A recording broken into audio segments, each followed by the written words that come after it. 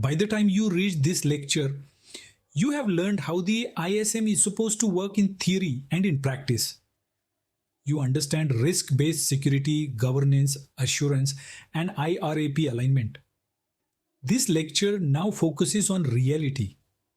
It looks at the mistakes that organizations repeatedly make when they are new to the ISM and how you can avoid falling into the same traps.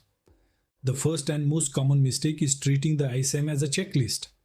When you approach the ISM this way, you focus on whether a control is marked yes or no, rather than whether risk is actually being managed. This usually leads to superficial implementations that look good on paper but fail under pressure. You avoid this mistake by remembering that the ISM is outcome focused. Instead of asking, have we implemented this control?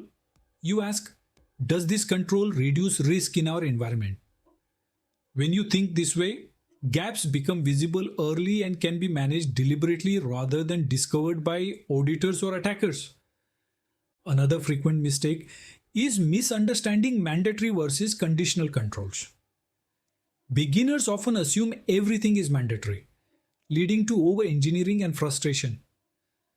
Others assume controls are optional unless explicitly stated, leading to unmanaged risk. Both interpretations are wrong. You avoid this mistake by carefully reading control, intent, and conditions. When a control applies, it matters. When it does not apply, you document why.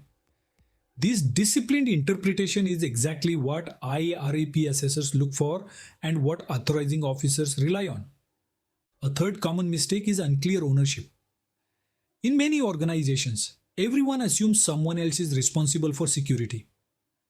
Controls exist, tools are deployed, but no one clearly owns outcomes. This creates gaps that persist unnoticed until an incident or audit. You avoid this by clearly mapping roles and responsibilities.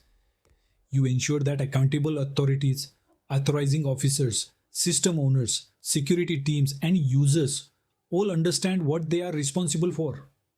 Security improves dramatically when accountability is explicit. Another mistake beginners make is ignoring non-human identities. Many organizations focus heavily on user accounts but overlook service accounts, automation, and application identities. These identities often have high privilege and long lifespans, making them attractive targets. You avoid this by treating all identities equally. If it can authenticate, it must be governed. If it has access, it must be justified. This mindset aligns strongly with ISM expectations and modern threat realities. A very common failure is poor documentation.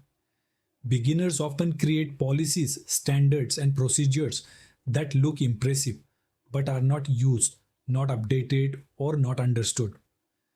Others rely on informal knowledge with no documentation at all. You avoid this mistake by keeping documentation simple, purposeful, and alive. Documents should reflect reality, not aspiration. Evidence should be generated naturally through operations. When documentation matches practice, audits become routine rather than stressful. Another mistake is treating logging as a storage problem instead of a security capability. Logs are collected, but no one monitors them meaningfully. Alerts are noisy or ignored. Detection becomes reactive rather than proactive. You avoid this by designing logging and monitoring around risk. You focus on high-value systems, privileged actions, and unusual behavior. You ensure alerts have owners and response paths. This turns logging into visibility rather than noise. Beginners also commonly underestimate incident preparation. They assume incidents are rare or believe tools will handle everything automatically. When an incident occurs, roles are unclear, decisions are delayed, and communication breaks down. You avoid this by planning, rehearsing, and treating incidents as operational events rather than technical failures. Preparation reduces panic and protects both systems and people when incidents inevitably occur. Another mistake is fear-driven compliance.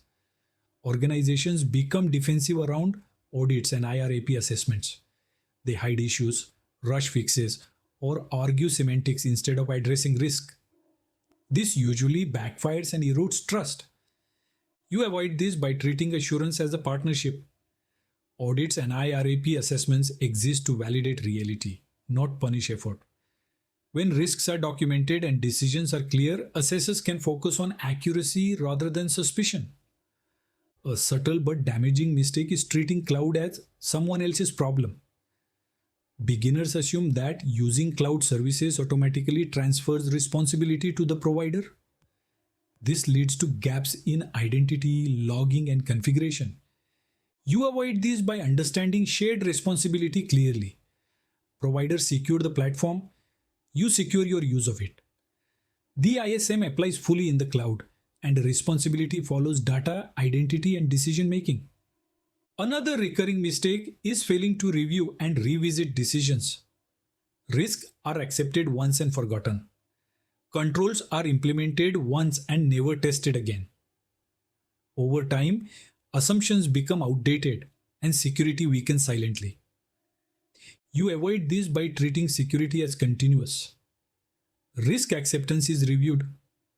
Controls are reassessed. Lessons from incidents and audits feed back into governance.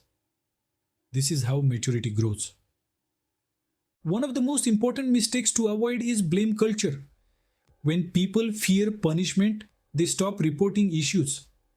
Incidents are hidden, risks are downplayed, and learning stops. This creates fragile security. You avoid this by promoting transparency and learning. The ISM is designed to support accountable, not punitive security.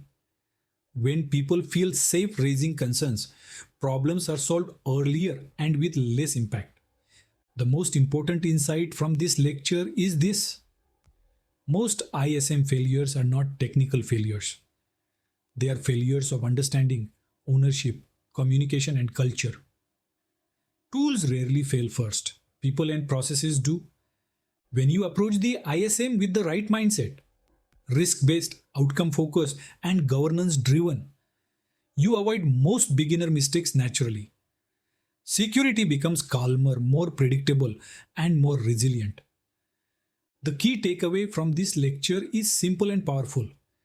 Doing the ISM well is mostly about avoiding common traps, not achieving perfection.